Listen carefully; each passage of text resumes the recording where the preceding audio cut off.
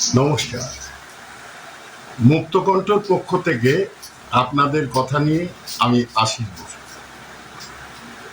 বিষয়টা হচ্ছে 21শে জুলাই।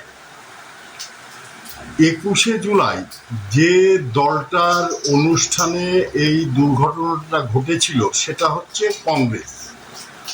কংগ্রেসের যুব সংগঠনের যে সভা, সেই সভায় এই দুর্ঘটনা ঘটেছিল এবং তাতে কর্মীদের মৃত্যু হয়েছিল। পরবর্তীকালে মমতা বন্দ্যোপাধ্যায় যখন তৃণমূলের সরকারে আসেন, উনি এটাকে নিজের বলে হাইজ্যাক করে নেন এবং যে শহীদের উদ্দেশ্যে শ্রদ্ধা জ্ঞাপনের নাম দিয়ে ওই খ্যামটা নাচ আর ওই বিভিন্ন টালিগঞ্জের শিল্পী সমন্বয়ে একটা নৃত্যানুষ্ঠান এবং মনোমুগ্ধকর অনুষ্ঠানের ব্যবস্থা ওনারা করেছিলেন, যেখানে বিভিন্ন ধরনের মানে কি বলবো অসম্মানজনক ঘটনাই ঘটেছে। সেখানে শহীদদের শ্রদ্ধা কোনোদিন জানানো হয়েছে বলে মনে হয় না, সেটা আপনারা সবাই জানেন।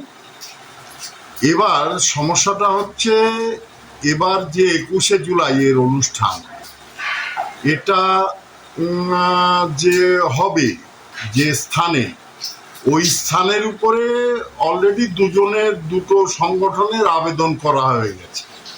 একটা হচ্ছে কালীঘাট বলবো না কুণাল ঘোষ বলবো, এই তৃণমূল, আর একটা হচ্ছে নব্য তৃণমূল। এদের দুজনেরই আবেদন করা হয়ে গেছে কলকাতা পুলিশের কাছে যে আমরা 21 তারিখে এখানে অনুষ্ঠান করব। আবার শোনা যাচ্ছে কংগ্রেসও তারা এবার এই অনুষ্ঠানটাকে করবে, কারণ ওরা অনুষ্ঠানটা করতো ছোট করে, সেটা ওরাও নাকি এবার বড় করে করতে চাইছে। তো এবার একটা মনে হচ্ছে একটা বেশ মজার ঘটনা ঘটতে চলেছে, যেটা দেখা যাচ্ছে এখনো পারমিশন কেউই পায়নি। এর উপরে আবার খাড়া মতন ঝুলছে হাইকোর্টের একটা নির্দেশিকা, যেখানে বলা হয়েছে কোর্টের নির্দেশকে অবমাননা করা হয়েছিল। সেই নিয়ে একটা নোটিশ অলরেডি জারি হয়ে গেছে। তারপরেও আজকে দেখা যাচ্ছে যে মাপজোক চলছে, কোথায় কোন স্টেজ হবে, এবার নাকি স্টেজের আরো ব্যাপ্তি হবে, তার বিভিন্ন শাখা প্রশাখা উপশাখা মূল কাণ্ড অনেক কিছু থাকবে। তো তাই নিয়ে মাপজোকও শুরু হয়ে গেছে। তো অনেকে বলছে গাছে কাঁঠাল গোপে তেল, তো সেভাবে তো বলতে পারছি না কোথায় তেল।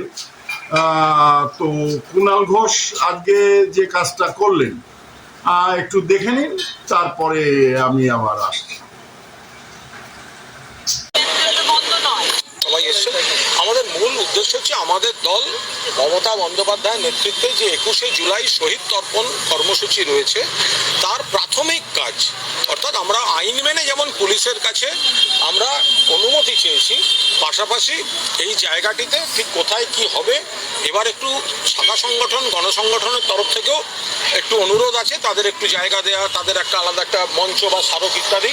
মানে টেকনিক্যালি সেগুলো হয় কি হয় না সেগুলো সবাই খতিয়ে দেখছেন। বাকিটা ডেকোরেটর মাপজোক করে নেওয়া হচ্ছে, বাকিটা নেতৃত্ব সিদ্ধান্ত নেবেন। আমরা আইন মেনে ল অ্যাবাইডিং সিটিজেন আমরা দিয়েছি, এটা গেল এক। দুই, 1993-এর 21শে জুলাই আন্দোলনটা মমতা বন্দ্যোপাধ্যায়ের নেতৃত্বে হয়েছিল। এখন যে চারানা নকুলদানারা, যাদের ক্যাশমোমো হয় না, যারা বড় বড় কথা বলছেন, তারা অনেকে সিপিএম করতেন তখন, তারা কেউ মানে মমতা বন্দ্যোপাধ্যায়ের এই আন্দোলনটা দেখেননি। এবার বলবেন কেন ধর্মতলা?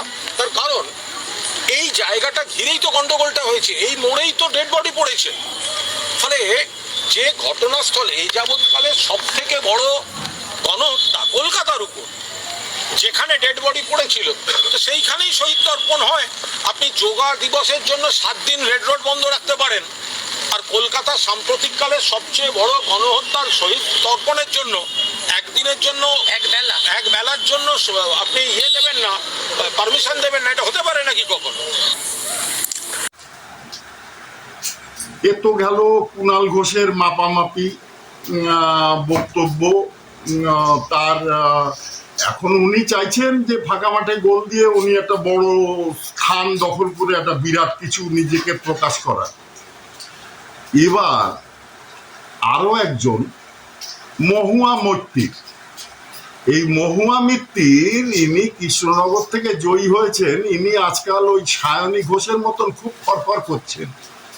সে লাগাও সায়নীর তো হাল এখন তো খুঁজে পাওয়া যাচ্ছে না তাকে, নানান রকম বিদ্যুৎকর ঘটনাও তার সম্পর্কে শুনছি।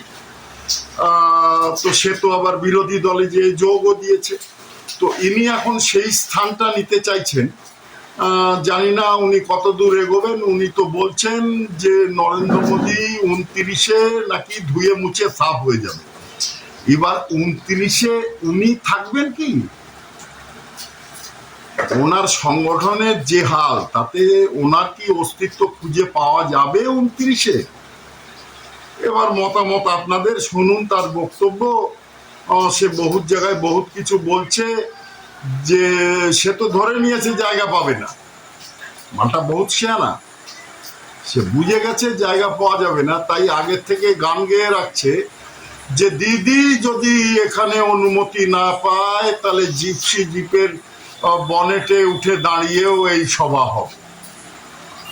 বলুন, এর আগেও আরেকবার গাড়ির বনেটে দাঁড়িয়ে সেই মমতা ব্যানার্জিকে দেখেছি নিজের শাড়ির আঁচল গলায় জড়িয়ে গলায় ফাঁস দেওয়ার নাটক।